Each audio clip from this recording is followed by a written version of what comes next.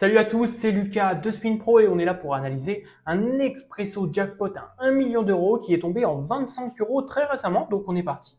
Pour aller voir ça, on va voir s'il y a des bons joueurs, si ça a bien joué, si ça a mal joué. On a pas mal de mains à analyser. Je vais essayer de vous donner des conseils évidemment pour progresser.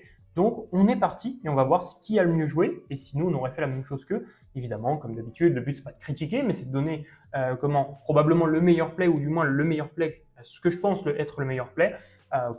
Donc l'objectif aussi c'est de prendre en compte que évidemment nous on est à froid donc on prend des meilleures décisions que à chaud sur un jackpot à 1 million, c'est juste logique. On est parti, Valet 3 suité ici, si vous êtes contre 2 récréas, c'est même pas un drame de l'open, honnêtement 25 dips, surtout sur un 1 million, mais je pense qu'il a fold, ok, ça me va. Valet 4, Valet 5, je le prends vraiment tout le temps. Valet 3, c'est vraiment que c'est quand même assez bas donc c'est pas grave, mais contre des récréas, il faut vraiment les prendre s'il y en a. Et lui, vous allez voir, hein, ça va être un récréa, je vais vous spoiler directement. Je ne sais pas qui l'a gagné, mais en tout cas, je sais que lui a fait n'importe quoi. Je l'ai vu assez rapidement, vous allez voir. 7-7, selon moi, c'est toujours un open ici. C'est clairement toujours un open. Le limp doit exister en GTO pour l'imtrap, pour l'impreshove, mais je pense que c'est pas intéressant contre des récréas. Et lui, bon, lui, on va voir que c'est un récréa. Hein. Donc le limp, ok, bon, j'aime pas trop, honnêtement. Son adversaire décide de check, évidemment. Et sur ce board, 7-7 n'est pas un bet, clairement, ici. On va bet surtout le 9, c'est à peu près tout. On va pas bet tant que ça sur ce board. Ça check très bien, ça pour le coup, très bien joué. Son adversaire décide de shove. Voilà, c'est ça que j'avais vu. Donc là, bon, on a vite compris hein, contre qui on avait à faire. Donc bon, on sait que lui, c'est vraiment un joueur récréatif. Évidemment, là, de son côté, il doit miser, hein, mais pas 25 blindes, vous en doutez. J'aurais bien aimé même un bet pot, me semble cohérent, mais pas aussi cher que ça, évidemment. Ok, et bah du coup, c'est un fold. Avec cette 7 là, il n'y a pas de doute, c'est un fold même très facile. Ok, nickel. Passons à la suite. 6 et 10 là, c'est un fold. Nickel. As-3 ici.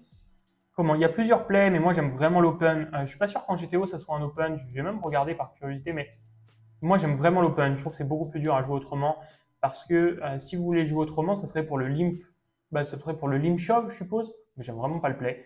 Donc je vais regarder ça directement. As-3 suité, non, est vraiment un open aussi. Dit, ok, ça va. Mais par exemple As-6 suité qui serait un limp, ça serait intéressant de regarder ce que c'est un limp shove. Non, ce sera un limp call. Ok.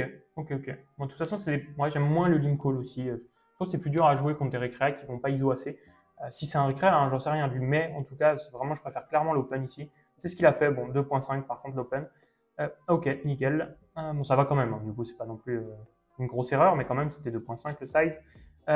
Ici, bon, on se doute de sa stratégie à lui. Il a shove directement. Bon, lui, il a un snap fold. Bon, catastrophique, hein, ce play. Évidemment, un petit c-bet aurait suffi. Une blinde, donc clairement ici sur ces boards, avec autant de avec un monocolore, pardon, vous n'avez pas de bet share, donc bon là c'est catastrophique évidemment. Ok, Valet 8, bon pour moi c'est tous les jours un open, c'est vrai que dans les ranges de base c'est pas un open, mais si on est contre des récréas c'est largement un open. Ok, bon il limp, j'aime pas. Dame 3 suité, bah, j'aurais complété ici, nickel. 3 et 5 on va checker, très bien. Ici je vais pas reprendre le lead avec Dame 3, ça me semble pas assez fort pour reprendre le lead, ça check très bien, avec 3 et 5 non plus. Avec Valet 8, bah, du coup, là, il n'y a plus trop de logique, c'est un peu limpé, c'est assez difficile à jouer de son côté parce que, encore des deux côtés-là, je sais le jouer parce que, bah, évidemment, je me retrouve contre des limps au bouton, contre des récréatifs. Par contre, je me retrouve jamais à limper au bouton. Donc là, le spot est juste moyen. Bon, bah, j'aurais checké plutôt quand même. J'aurais pas tenté un bluff dans deux joueurs. Ok, c'est ce qu'il a fait. Sur cet as, ça donne quand même straight à Canadian Blue. Lui a quand même toujours, toujours sa deuxième paire, plus une gut shot, pardon. Lui est quand même en bonne posture aussi. Pour lui, c'est plus compliqué en bas. Donc ça check. Par contre, oui, évidemment, il faut pas reprendre l'initiative. Là, avec 3 et 5, il faut reprendre l'initiative assez cher, je pense. J'aurais fait 2. 2 de ennemi ici. Très bien, ok, le size me va complètement. C'est un fold ici. Et selon moi, Dame 3, c'est tous les jours un call. Pourquoi? Parce que lui a certes des mains fortes hein, quand il fait ça, globalement, surtout si c'est un reg. Mais en vrai, il a jamais d'as dans ce spot quand même. Quasiment jamais d'as. Il va tout le temps shove ses as, etc. Donc on est quand même assez serein. Cet as ne change pas grand chose, à part ça donne notes 7, 3 et 5, mais c'est à peu près tout. Mais là, avec top pair presque, vu que son adversaire a jamais d'as, donc deuxième paire, mais équivalent top pair quasiment. Et plus sa gut shot, je pense que c'est tous les jours un call quand même. Il fold, ok. Ça me semble vraiment tight ici. Après, lui, il va peut-être pas beaucoup bluffer ce spot, mais quand même, je pense qu'il faut call une fois et fold river, mais là, ça me semble vraiment tight directement. 8 et 4 suités de base, je l'aurais open ici contre des récréas. Si vraiment, encore une fois, c'est des récréas, là, ça ne me dérange pas de fold, ok. 4 et 2, si c'est un récréatif, je limp, sinon je fold. Il fold directement, ok. Mais je pense qu'il joue pas assez de coups objectivement, mais ok. 5-5, je vais open shove directement ici. C'est ce qui a été fait. Et on voit le setup arriver contre valet-valet. Ouais. Ouh, le 80-20, est-ce qu'il y aura un miracle ou pas? Pas au flop, en tout cas. Il lui reste vraiment pas grand-chose. Hein. Soit un 5, soit backdoor straight. Attention. Ou le valet qui l'achève directement. Bon.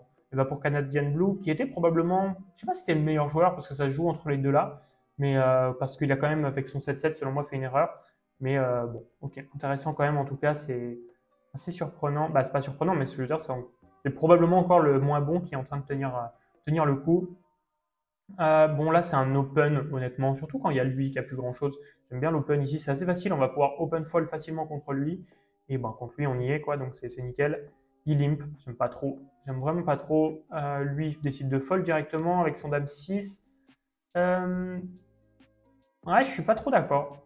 Je suis pas trop d'accord parce que là, je pense, en termes de pression ICM, shove ici devient pertinent. Comment? Il y a très peu d'ICM en spin, surtout sur des jackpots, bah, même sur des jackpots, je veux dire. Mais là, lui, il n'y a tellement plus rien. Donc, comment Loopstan est quasiment sûr de prendre le palier. Que là, je pense que c'est pas loin d'être pertinent de shove, surtout contre une range de limp.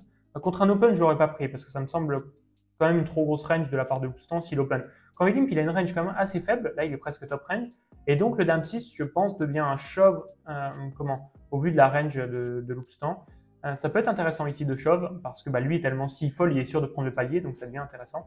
Donc, dame 6, c'est peut-être un shove. Alors, je l'aurais pas pris, très honnêtement, sur un 1 million. Mais ça se réfléchit. Ça se réfléchit, pas facile à prendre, mais ça se réfléchit. Et ça ne doit pas être loin d'être bon, surtout au vu de ce qui va limfold, donc plus avec la pression ICM, donc ça peut être intéressant. 5 et 8, j'aime pas le shove ici, même s'il ne reste plus grand chose, je vois pas l'intérêt. On check, et si on touche un 5 ou un 8, on y va, une gut shot, on y va, mais là non. Par exemple, sur ce board-là, bah voilà, sur ce board-là, on peut s'enfuir tranquillement. On sait que notre adversaire, quand même, s'il mise. En fait, on va pouvoir checker. Si notre adversaire check, on est tranquille. On peut voir des turns et des rivers. S'il check pas, il a touché. En fait, donc, vu que c'est pas un bon joueur en plus, donc je vois pas l'intérêt du shove 5 et 8 ici. Alors certes, ça changera pas grand-chose, mais ça reste une petite erreur. Ok, et pas de miracle du coup pour lui. Le puissant qui a l'air de toucher vraiment top pair chaque flop. Tant mieux pour lui, mais un peu de réussite. Ici, valet 5, bah, je commence à un limp, évidemment, très bien. Roi 9, selon moi, évidemment, un peu l'ISO, mais contre un récré, j'aime pas trop ISO ça. Ils vont call un peu trop, ça va être des spots pas non plus super simples à jouer, je trouve. J'aime bien le check back, mais bon, l'ISO n'est pas un drame du tout, et même il est plutôt intéressant si votre adversaire est passif, mais c'est pas un play que j'ai l'habitude de faire, honnêtement. Ok, mais les deux se valent. Ici, à 5, je pense qu'il y a plusieurs plays. Contre un créatif passif, soit j'open, soit je shove. On va voir ce qu'il fait. Il limp, j'aime pas. Pourquoi j'aime pas? Parce qu'en fait, quand on va vous ISO, vous serez certainement contre une main très forte. Et donc, vous n'allez pas pouvoir shove. Et puis, si vous allez call, et post-flop, si vous touchez votre as et que votre adversaire vous met de la pression, il a certainement un as meilleur, c'est injouable. Si vous touchez pas votre as, c'est injouable. Donc là, franchement, j'aime pas le limp call ici. Je trouve ça vraiment pas adapté à la situation. Il y a un très mauvais exploit. Du coup, c'est pas un exploit selon moi, hein, c'est même une erreur. Donc là, non, j'aime pas. Son adversaire ISO. Bon, là, c'est un call quand même. C'est vraiment un spot vraiment pas terrible ici. Est-ce que ce serait pas il pourrait pas limp shove de base, même c'est ça que je me demande. Je vais mettre pause sur la vidéo et je reviens. Ouais, c'est ce que je pensais. C'est un limp shove à 35% du temps. C'est un limp shove, mais du coup le limp shove fait aucun sens. Pardon, pas 35% du temps. Je pensais qu'il avait As-3. Du coup, non, ce n'est pas un limp shove. Bon, avec As-3, ça l'est, mais peu importe. Ça veut dire que c'est aussi ce qu'on peut faire quand même globalement. Ça changera rien entre As-5 et As-3. Mais j'aime pas l'idée en fait. J'aime vraiment pas l'idée. J'ai regardé aussi. Le shove est quand même un peu moins intéressant que l'open. Même bon, lui il va fold trop, donc ça va devenir aussi intéressant. Mais je pense du coup l'open est tellement plus EV+ ici, donc je pense que ce que j'aurais fait sur un million, clairement, parce que le shove j'aurais pas osé. Mais l'open, ce que j'aurais fait, je pense que c'est clairement le meilleur play de son côté. Ok, bon là il call, mais j'aime vraiment pas le play. Certes, c'est le play GTO, mais c'est pas le play qu'il faut faire contre un récréa, très clairement ici. Ok, et son adversaire décide de shove, ok, directement. En plus, ça lui coupe toute son équité à lui, donc là, presque, comment il s'en sort pas si mal. Là, c'est presque une des seules fois où c'est pas bien joué, hein, ça reste pas bien joué, mais c'est là que c'est le moins un drame par rapport à tout à l'heure. Mais bon, ok, bon, lui il a un fold facile du coup. Ok, ce qui est frustrant, ce qui va être dur pour lui, c'est qu'il va devoir call un spot probablement avec deuxième paire, etc. Parce que lui, on a l'impression qu'il chauffe tous les boards. En fait, à chaque fois, il touche nuts. Mais on a l'impression qu'il chauffe tout. Et donc, du coup, c'est dur pour lui, sans avoir les choses en de savoir ce qu'il faut faire. 3 et 2 contre un récréa, je l'aurais limpé. Mais du coup, là, entre récréa, il n'y a pas d'intérêt de le limper, vu qu'ils sont au même niveau. Peut-être. Ou lui, je sais pas si c'est un récréa, hein, pas forcément. Ou sinon, c'est un rec qui n'a pas fait les bons plays, je trouve, objectivement. Qui s'est mal adapté. Roi 9, ça j'aime beaucoup, son open ici. On call dame 5, ça me va. Je pense que c'est un reg, ça se trouve, il est assez bête. On va voir son size. Ouais, 1.4. Ouais, j'aurais fait une blinde. Je vois pas l'intérêt de faire plus cher qu'une blinde, mais ok. Du coup, Dame 5, c'est un fold, ok. Je pense que c'est peut-être un régulier quand même, hein, parce qu'il y a des ranges cohérentes, mais ça manque d'adaptation, je trouve. En fait, les adaptations sont pas pertinentes. Après, encore une fois, nous, on a vu comment jouer à cet adversaire-là. Donc, c'est ça qui change aussi beaucoup de choses. Valet 4 suité est il fold, c'est un limp évidemment, ou un open presque, ça me dérange pas. Ça me dérange pas d'open, c'est dans là. Ok, Dame 9, je vais continuer d'open, il a l'air trop passif son adversaire. Ok, il call roi 3 suité, ça me va. Sur ce board-là, ça va check, et là, j'aurai C-bet. Du coup, toujours une blinde, en vrai, je vois pas l'intérêt de faire plus cher. 1.4, ok, mais il fold de la même range contre une blinde, c'est juste ça qui est dommage, mais c'est pas grave. Mais ça me va le 1.4, ok. C'est du détail, encore une fois, hein, c'est du détail, mais bon, c'est quand même intéressant. Bon, là, contre un limp, évidemment, 4-4 devient un shove, très bien. En vrai, je pense que quand même, comme j'ai un peu critiqué ce joueur-là, mais je pense que c'est un très bon joueur, quand même, globalement. C'est juste que, à froid, évidemment, c'est super facile ce que je fais. C'est pas super facile, mais quand tu as les compétences, lui, il peut review ses parties et faire les mêmes réflexions que je suis en train de faire. Sauf que à chaud, je pense que je joue exactement comme lui, hein. Il y a plein de plays où j'ai du mal à trouver les bonnes adaptations, etc. Donc ça me choque pas du tout ce qu'il fait. Ça reste quand même très bien. Dame 5, j'aurais continué d'open, j'aime beaucoup. Son adversaire ne réagit pas très bien face aux open pour l'instant. Après, il n'avait pas touché, mais ça n'empêche que c'est plutôt rassurant. J'aurais continué. Ça fold, 4 et 2, ok. Bon, As-4, ça va être un shove. Il limp, c'est catastrophique. Catastrophique. Ici, on pourrait presque vouloir ISO contre un reg. Si lui, c'était un reg, on aurait pu vouloir ISO ici.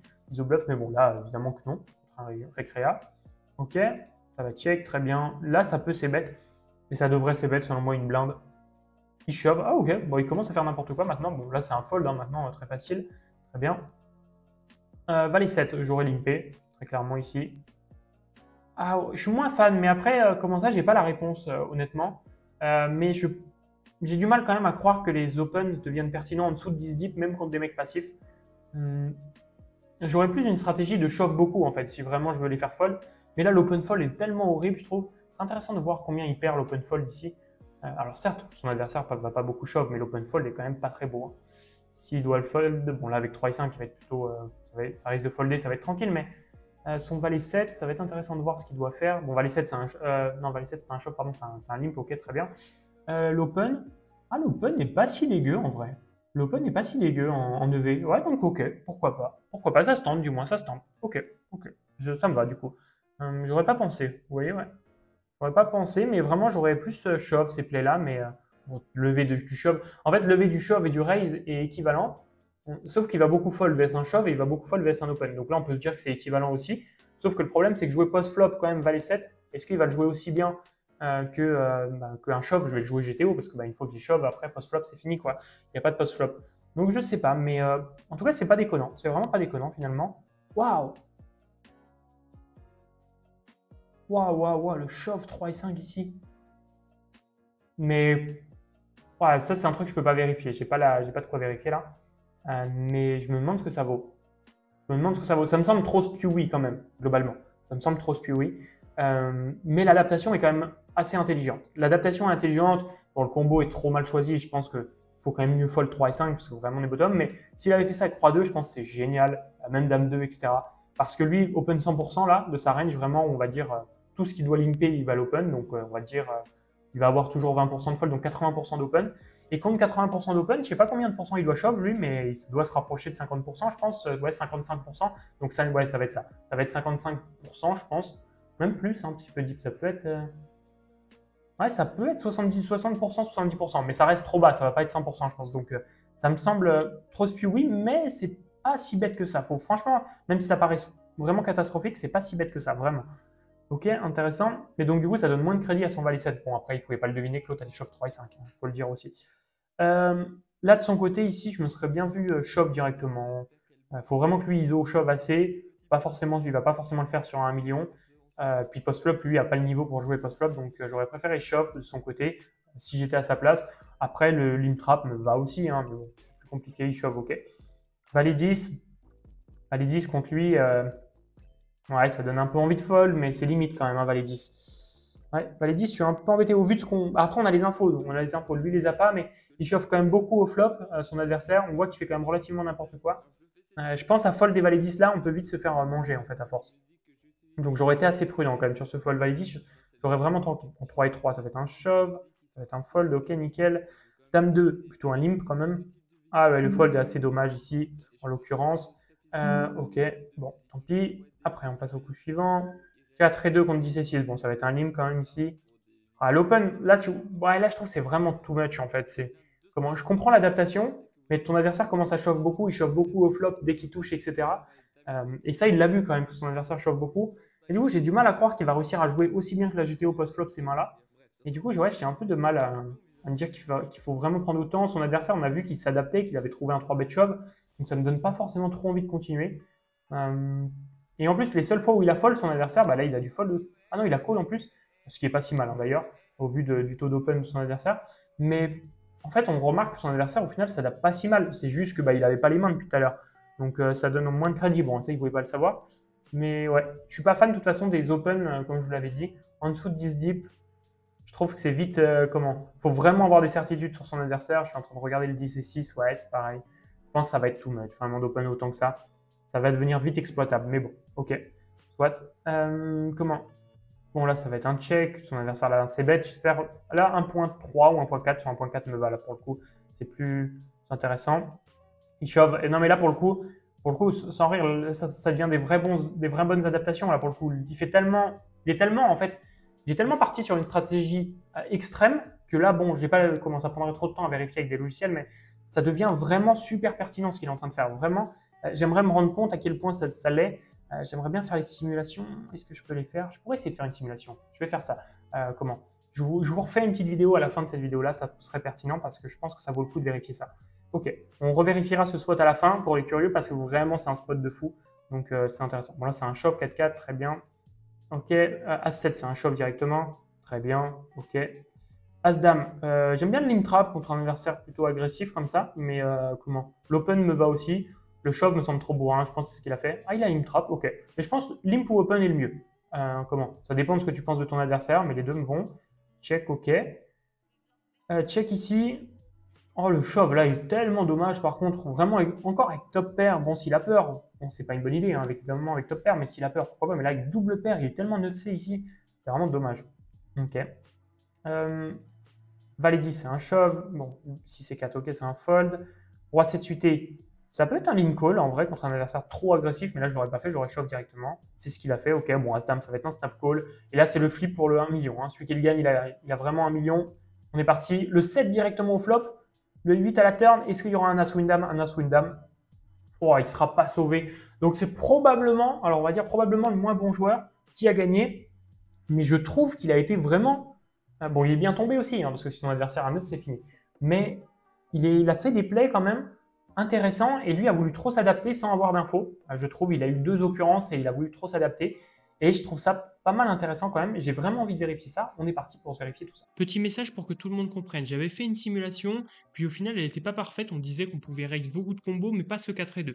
Et donc, du coup, j'ai amélioré la simulation parce que j'avais fait une erreur. Et je vous montre ça tout de suite. Les gars, je viens de revoir ce que je viens de dire. J'avais oublié de log quelque chose dans la simulation. C'est super intéressant. En fait, j'ai mis que quand, évidemment, le 4 et 2 qu'on a vu décide de raise, bah, en fait, bah, son adversaire call que quand il a, évidemment, un As ou un 7, évidemment, sur As 7-7.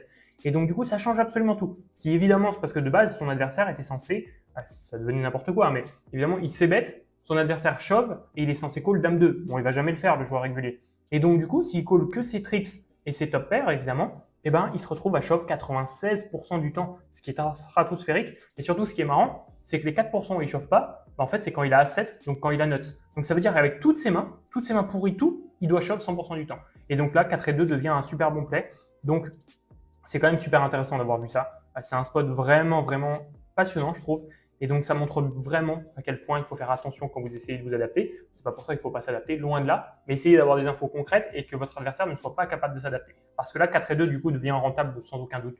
Du coup, ça devient largement rentable. C'est super, super intéressant d'avoir vu ça. J'espère que ça vous aura plu. Là, au vu de l'adaptation qui était trop abusée de Magikarp, du coup, ça devient intéressant. C'est pour ça qu'il faut faire quand même attention et d'avoir un petit peu d'occurrence pour commencer à tenter des si gros exploits. Parce que là, quand ça se retourne contre vous, c'est assez rare en l'occurrence, et ben, ça devient une catastrophe hein, de faire cette stratégie-là. Donc, mais vraiment bien joué aux joueurs récréatifs, je trouve vraiment. Bon, ils s'en rendaient pas compte. Donc d'un côté, bon, est-ce que c'est vraiment bien joué? Je sais pas, mais c'est quand même intéressant ce spot. J'espère que ça vous aura aidé. Si vous voulez progresser au poker, voir plein de spots comme ça et vraiment progresser et augmenter, et monter, crush les limites et exploser votre bankroll, n'hésitez pas à aller voir le lien qui s'affiche tout le temps en dessous, hein, juste en dessous de moi là, spinpro.fr. Vous allez avoir une formation qui va vous montrer exactement la bankroll de départ, quel est l'objectif que vous devez vous fixer en spin et donc du coup comment atteindre entre 500 et 2000 euros par mois avec le poker. Donc n'hésitez pas à aller voir tout ça, on compare les rooms, etc. Je vous donne un plan d'action.